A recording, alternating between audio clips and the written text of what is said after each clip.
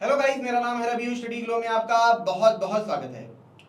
दोस्तों, जब भी रॉकेट लॉन्च किया जाता है तो इस बात पे हमेशा ये ध्यान रखा जाता है कि जो वेट है रॉकेट का वो काफ़ी कम हो। लेकिन इसके बावजूद भी हम देखते हैं कि जो रॉकेट का वेट होता है काफ़ी ज़्यादा बढ़ जाता है। उसके पीछे सबसे जो जो बड़ी वजह होती है वो होते हैं रॉकेट के इंजन और रॉकेट के टैंक जिसके अंदर फ्यूल भरा जाता है, और इस वजह से उनका वेट काफ़ी बढ़ता है। तो वेट बढ़ने से क्या दिक्कत है? वेट बढ़ने से दोस्तों ये दिक्कत है कि हमें जो मटेरियल होते हैं उनको ज़्यादा लगाना पड़ता है, जिसकी वजह से बहुत ही खर्चीले होते हैं। दूसरी वजह ये होती है दोस्तों कि ज़्यादा वेट बढ़ने की वजह से जो हमें कॉस्टिंग आती है वो काफ़ी ज़्यादा होती है। और इसी को देखते हुए अगर हम देखेंगे, यहाँ पे हेडलाइन है कि ISRO make a big breakthrough in a boosting rocket capacity, what it describe breakthrough rocket engine technology. यहाँ पे अगर आप देखेंगे तो कार्बन कार्बन नोजल की यहाँ पे बात की गई है। नोजल जो इंजन बनते हैं दोस्तों वो मेटल के बनते हैं, आपको पता है, और मेटल के बनते हैं, लेकिन लॉन्च के वक्त अगर हम देखेंगे तो जो उसका इंजन होता है काफ़ी गर्म होता है। क्योंकि गर्म तो बहुत सारी चीज़ें होती हैं, जैसे अगर आप देखेंगे नॉर्मल आग भी जलता है, लेकिन जो रॉकेट के अंदर हीट होती है वो काफ़ी ज़्यादा हाई होती है। क्योंकि कम वक्त में जो थ्रस्ट है, हमें कम वक्त के अंदर ज़्यादा बर्निंग चाहिए, तभी हमें ज़्यादा थ्रस्ट मिलेगा। क्योंकि वेट बहुत ज़्यादा है, हमें बहुत ऊंचाई पे जानी, ग्रेविटी के अपोजिट जाना है। तो इस वजह से क्या होता है दोस्तों कि जितनी तेज बर्निंग होगी, जितने तेज फ्यूल क्या होंगे, तेजी से बर्न करेंगे, कम टाइम के अंदर ज़्यादा बर्न होंगे, उतना ज़्यादा हमें हीट मिलेगा। लेकिन ज़्यादा हीट होने की वजह से क्या होता है, ज़्यादा हीट होने की वजह से दोस्तों जो हम मेटल लगाते हैं, ठीक है, वो जल्दी खराब होते हैं, हमारी कॉस्टिंग बहुत ज़्यादा आती है, और ऊपर जाने के बाद आप देखेंगे जैसे हम कहते नहीं है कि मेटल में मूर्छा लग गया, वो सारी प्रॉब्लम उसमें आती है। और इसको बचाने के लिए जो वैज्ञानिक हैं बहुत ज़्यादा पैसा खर्च करना पड़ता है। ऊपर से खुद का इनका अपना एक वेट होता है वो, और सबसे बड़ी चीज़ है अगर ज़्यादा हीट हो जाता है तो कभी कभी ये पिघल जाते हैं। बहुत बार हमें ये घटना देखने के लिए मिलता है कि रॉकेट लॉन्च किया जाता है, थोड़ी सी गलती होने की वजह से, फ्यूल में थोड़ी सी प्रॉब्लम होने की वजह से जो हमारे इंजन होते हैं वो पिघल जाते हैं, मेल्ट कर जाते हैं, और ये एक बहुत बड़ी समस्या यहाँ पे आती है। और इसीलिए दोस्तों अगर आप देखेंगे तो यहाँ पे जो कार्बन कार्बन मटेरियल है, कंपोजिट है, जिसको हम कार्बन फाइबर भी कहते हैं, इनका यूज किया जा रहा है। आप सोचेंगे कि इससे क्या सच में बहुत बड़ा फायदा होगा? जी हाँ दोस्तों, इससे सच में बहुत बड़ा फायदा होगा। और सबसे बड़ी चीज है कि कभी कभी हम ये बात करते हैं कि हमें जो रॉकेट है हमारे, इनकी कैपेसिटी बहुत कम है, ज़्यादा पेलोड नहीं लेके जा पाते हैं। उसकी वजह यही है क्योंकि अगर हमारे पास कोई ऐसा मटेरियल होगा जो कि ज़्यादा हीट कैपेसिटी मतलब थाम सके, ठीक है, वो जल्दी पिघले ना, जल्दी खराब ना हो, तब क्या होगा कि हम फ्यूल की मात्रा बढ़ा सकते हैं और कम टाइम के अंदर, मान लीजिए 1 सेकेंड के अंदर, हम ज़्यादा थ्रस्ट पैदा कर सकते हैं। जितना ज़्यादा थ्रस्ट हम पैदा करेंगे उतना ज़्यादा हमें पावर मिलेगा, और ज़्यादा थ्रस्ट पैदा करने के लिए हमें ऐसे मटेरियल चाहिए जो ज़्यादा हीट क्या कर सके, बर्दाश्त कर सके, और जल्दी खराब ना हो, और ऊपर से खुद का उनका वेट अपना कम होना चाहिए। और यही यहाँ पे इसरो ने हासिल किया है। दोस्तों अभी हम बात करेंगे कि और कौन कौन सी कंपनियां हैं जो इस पे काम कर रही हैं और भविष्य में इसका क्या यूज होगा, ठीक है। तो सबसे पहले दोस्तों मैं आपको ये बता दूं कि ये एक तरीके से हम ये भी कह सकते हैं कि ये सस्ता भी है, ठीक है, हमारा पैसा काफ़ी यहाँ पे बचता है, ठीक है। तो हमारे पास रीयूजेबल इंजन अभी तक रॉकेट ऐसे है नहीं, ठीक है, कि क्योंकि हमें वन टाइम में लॉन्च करना होता है, इसमें हमारे पैसे बहुत जाते हैं। अगर हमारे पास ऐसा मटेरियल हो जिसकी कॉस्ट बहुत कम हो तो इससे हमें यहाँ पे बहुत ज़्यादा फायदा मिलने वाला है। अब दोस्तों देखते हैं कि आखिर हमें इससे क्या क्या फायदा होगा। यहाँ पे दोस्तों अगर बात करें, लो डेंसिटी है, ठीक है, हाई स्पेसिफिक स्ट्रेंथ है, यानी कि इसमें मजबूती जो है बहुत ज़्यादा है, हाई टेम्परेचर ट्रीटमेंट, यानी कि बहुत ज़्यादा जो टेम्परेचर है उसको थाम सकता है। और दोस्तों ये जो सीसी कंपोजिट मटेरियल है वो किसके द्वारा कोट किया गया है? Anti oxidation coating, silicon carbide के द्वारा ये क्या गया है दोस्तों, कोट किया गया है। यानी कि इसको हमने, जैसे आप पेंट लगाते हैं घर में ताकि क्या हो कि घर खराब ना हो, वैसे ही इस नोजल जो कार्बन का जो नोजल बना है उसको किसके किसके द्वारा कोट किया गया है? सिलिकॉन कार्बाइड के द्वारा। क्योंकि जब ऊपर ही जाते हैं, ठीक है, वहाँ पे ठंडा काफ़ी होता है, तो जिसकी वजह से कोरोजन की मात्रा इनकी कम हो, ये मटेरियल ना खराब हो, इसी वजह से। अब दूसरी बात करें, मास रिडक्शन की बात करें तो ये कितना है? 67%। यानी कि अगर कोई चीज पहले 100 केजी की थी, ठीक है, आप समझिए कि 100 केजी का अगर इंजन था तो इसके द्वारा जो इंजन बनाया जाएगा वह सिर्फ और सिर्फ 33 केजी का होगा। इतना ज़्यादा, यानी कि जो नोजल जो हम बनाते थे, जो इंजन बनाते, मेन इसमें दोस्तों इंजन में नोजल ही होता है, अभी आगे हम समझेंगे।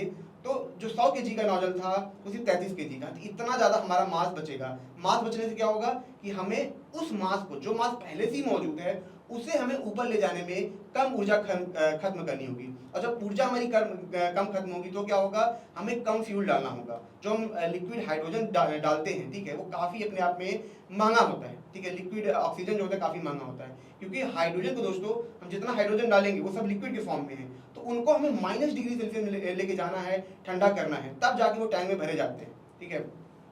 तो ये यहाँ पे काफ़ी बचत होगी। अब क्या होगा, जो पेलोड है 15 केजी पेलोड को हम ज़्यादा लेके जा सकते हैं।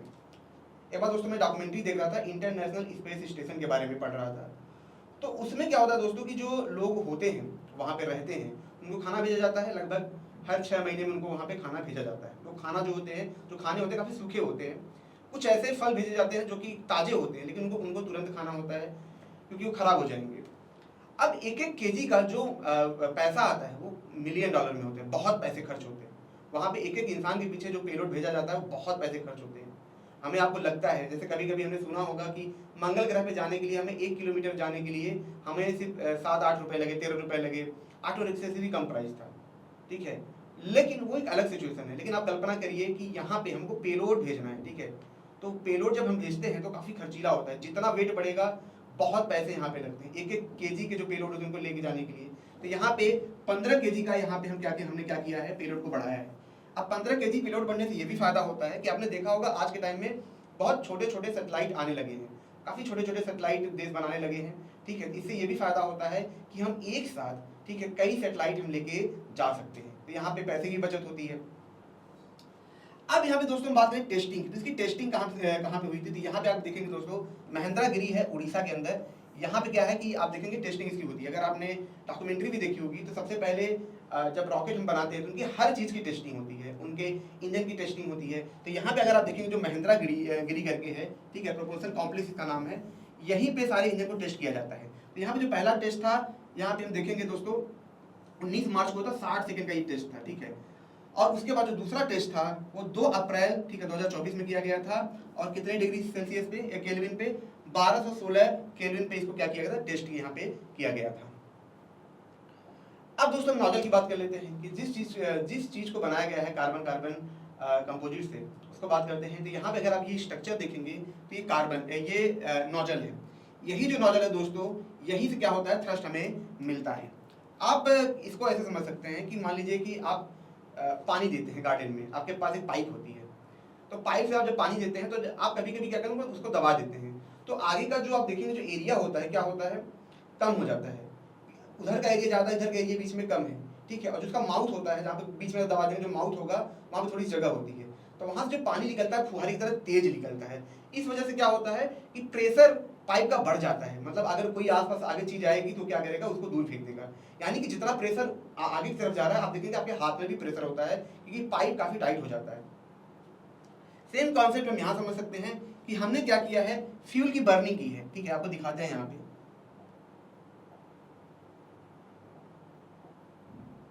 हमने क्या किया दोस्तों, यहाँ पे फ्यूल है, ठीक है। आप देखेंगे एक तरफ से क्या होता है, एक पाइप से क्या होता है, ऑक्सीजन आता है, लिक्विड ऑक्सीजन आता है, और एक तरफ से लिक्विड हाइड्रोजन आता है। नॉर्मल आप जैसे गैस जलाते हैं, हाइड्रोजन गैस जलाते हैं, तो जलने के लिए हमें ऑक्सीजन चाहिए, तो आप देखेंगे दोनों गैस के फॉर्म में होते हैं। लेकिन रॉकेट के अंदर क्या होता है कि हमें ज़्यादा एनर्जी चाहिए, ठीक है। कम एरिया में हमें क्या हो, ज़्यादा एनर्जी चाहिए, क्योंकि अगर हम सिर्फ गैस भरेंगे तो हमें बहुत ज़्यादा एरिया चाहिए, ठीक है। बहुत बड़ा वो रॉकेट हो जाएगा, जो अभी आप देख रहे हैं उसका 20-25 गुना हो जाएगा। उसमें हमारा घाटा है, क्योंकि एरिया बढ़ेगा, ठीक है, एनर्जी में ज़्यादा लगेगी, हमारा पैसा ज़्यादा लगेगा। इसके लिए हमें लिक्विड में बदलना होता है, इनको ठंडा करना होता है। जो हाइड्रोजन होते हैं इनको हमें बहुत ठंडा करना पड़ता है, ठीक है। तो इनको जब हम ठंडा करते हैं तो ठंडा करने के बाद इसमें हम डालते हैं। तो एक तरफ से क्या होता है, हाइड्रोजन, जो भी यहाँ पे अगर आप देखेंगे लिक्विड हाइड्रोजन है, ये यहाँ से आएगा, और एक तरफ से ऑक्सीजन आएगा। अब यहाँ पे दोस्तों अगर आप देखेंगे, ये पाइप आप देखते हैं ना, ये पाइप आपने सोचा होगा कभी क्यों बना है। ये पाइप ऐसे नहीं बना है, आप सोचिए अंदर बर्निंग हो रही है, अंदर आग लगी है, आग बाहर निकल रहा है। तो बाहर का जो टेम्परेचर है बहुत ज़्यादा हाई है, बहुत ज़्यादा टेम्परेचर है यहाँ पे। तो यहाँ से क्या होता है, पाइप यहाँ से जो लगी होती है, इसी पाइप से दोस्तों क्या होता है, यहाँ पे अगर आप देखेंगे, इन्हीं पाइप से क्या होता है कि पहले जो लिक्विड हाइड्रोजन होता है, पहले से रोटेट करके यहाँ से जाता है, ऐसे रोटेट करते हुए जाता है, और फिर से जाता है। इससे क्या होता है, इससे ये होता है कि जो लिक्विड हाइड्रोजन है, जो नोजल में जो लिक्विड हाइड्रोजन है, वो किस में बदल जाएगा, वो वेपर में बदल जाएगा, ठीक है। वेपर में बदलने से क्या होता है, आप कल्पना करिए कि आपके पास मान लीजिए कि कोई लकड़ी है, ठीक है। लकड़ी को आप खड़े जलाएंगे तो उसमें क्या होगा, कड़े जलाने को जल्दी जलता नहीं, इसमें बहुत दिक्कत होती है। लेकिन लकड़ी को अगर चूरा बना देंगे, ठीक है, उसको टुकड़े टुकड़े में कर देंगे और फिर इसको जलाएंगे तो जल्दी जल जाता है। यानी कि हमें कम टाइम के अंदर हमें ज़्यादा हीट मिलेगा, क्योंकि जल्दी जल रहा है। यहाँ भी हमें वही चाहिए, क्या चाहिए, हमें कम टाइम के अंदर हमें जल्दी से हीट चाहिए, तभी तो हमें ज़्यादा थ्रस्ट मिलेगा। तो धीरे धीरे जलेगा तो थ्रस्ट मिलेगा नहीं, उड़ पाएगा नहीं। तो यहाँ पे भी अगर आप देखेंगे इनको वाइपर में बदला जाता है इन हीट की वजह से। इससे क्या होता है, इससे यह होता है कि अंदर की हीट हमें मिल रही है, जो बाहर की हीट खराब होने वाली थी वो खराब नहीं होगी। वो क्या करेगा, जो लिक्विड ऑक्सीजन है, जो लिक्विड हाइड्रोजन, उनको गर्म करके वाइपर में बदल देगा। अब जब दोनों वाइपर में बदल के यहाँ पे मिलेंगे, जब मिलते हैं उसके बाद क्या होती है, चिंगारी जलती है बूम करके और तेजी से चलते हैं। अब कण वाइपर में है, कण के अंदर क्या है दोस्तों कि एकदम ये दूर दूर हो चुके हैं, तो बड़े जब ये जलेंगे बहुत तेजी से जलेंगे, वेस्टेज जीरो होता है, तेजी से हमें हीट पैदा करेंगे। और जब हमें यहाँ पे हीट पैदा करेंगे दोस्तों, यहाँ पे अगर आप देखेंगे, यहाँ पे अगर आप देखेंगे, ठीक है, तो यहाँ पे हम देखें इसको, तो यहाँ पे आप देखेंगे ये वाला एरिया कम है, पहले यहाँ हीट मिला, ये वाला एरिया कम है, जिसकी वजह से क्या होगा, मैंने पाइप वाला एग्जांपल बताया था, यहाँ से क्या होता है, हीट बहुत तेजी से निकलता है। तो हीट बहुत तेजी से निकलता है, इसी वजह से थ्रस्ट पैदा होता है, यानी कि जितना फोर्स इधर लगेगा उतना फोर्स इधर लगेगा, यानी कि इस वजह से क्या होगा, जितनी तेजी से एनर्जी इधर निकलेगी, रॉकेट क्या होगा, उतनी तेजी से ऊपर की तरफ जाएगा। यही नोजल का काम होता है, इसीलिए बहुत ही इंपॉर्टेंट होता है। लेकिन आप कल्पना करिए यहाँ पे हजारों डिग्री सेल्सियस से ज्यादा यहाँ पे टेम्परेचर है, इतना ज्यादा टेम्परेचर है, ठीक है, इसकी वजह से क्या होता है, बहुत जल्दी खराब होते हैं। और सारा ये पार्ट क्या किसका होता है, मेटल का होता है। यहाँ पे बहुत पैसे लगते हैं, पैसा, मेटल खराब, वेट बढ़ गया, ज्यादा चीज लेके जा नहीं सकते हैं, इसीलिए जो कार्बन कार्बन है इसको लाया गया, कार्बन फाइबर को लाया गया है। ये सस्ता है, अच्छा है, मजबूत है, जल्दी खराब नहीं होगा, इसका बार बार हम यूज कर सकते हैं। और सबसे बड़ी चीज कि ये कम जगह लेता है और कम इसका वेट भी है, ठीक है। अब दोस्तों हम ये भी देखते हैं कि जैसा कि मैंने आपको पहले प्रॉमिस किया था कि हम ये जानेंगे कि कौन सा ऐसे कंपनियां हैं जो इस पे काम कर रही हैं। तो यहाँ पे दोस्तों हमने नोजल बनाए, इंजन बनाया है, यानी कि पूरा इंजन जो है हमारा कार्बन फाइबर का बनेगा। काफी अच्छी समझ में आता है कि मेटल नहीं, कार्बन फाइबर का बनेगा। यहाँ पे अगर दोस्तों हम बात करें, यहाँ पे जो टैंक आप देख रहे हैं, ये टैंक है स्पेस एक्स का। तो ये टैंक क्या है, ये फ्यूल टैंक है। मैंने आपको शुरू में ही चीज बताई थी कि जब भी कोई रॉकेट बनाया जाता है, रॉकेट में क्या होता है दोस्तों, टैंक होते हैं, नोजल होते हैं, मेन यही होते हैं। ऊपर जो पेलोड होता है, पेलोड से तुम्हें ज्यादा मतलब होता नहीं, क्योंकि हमें तो भैया उसको स्पेस में छोड़ना है। तो पेलोड हमारा भी हो सकता है, किसी और देश का भी हो सकता है, उसमें हम ज्यादा कुछ कर नहीं सकते हैं। हमारे हाथ में क्या है, हमारा रॉकेट। हमारे रॉकेट के पास क्या है, जो टैंक होते हैं, इसके अंदर लिक्विड भरा जाता है, नोजल होते हैं, हम इन्हीं के वेट के ऊपर काम कर सकते हैं। तो यहाँ पे स्पेस एक्स ने क्या किया दोस्तों, सिर्फ नोजल ही नहीं, इन्होंने क्या किया, एक टैंक ही बनाया है कार्बन कार्बन का, ठीक है।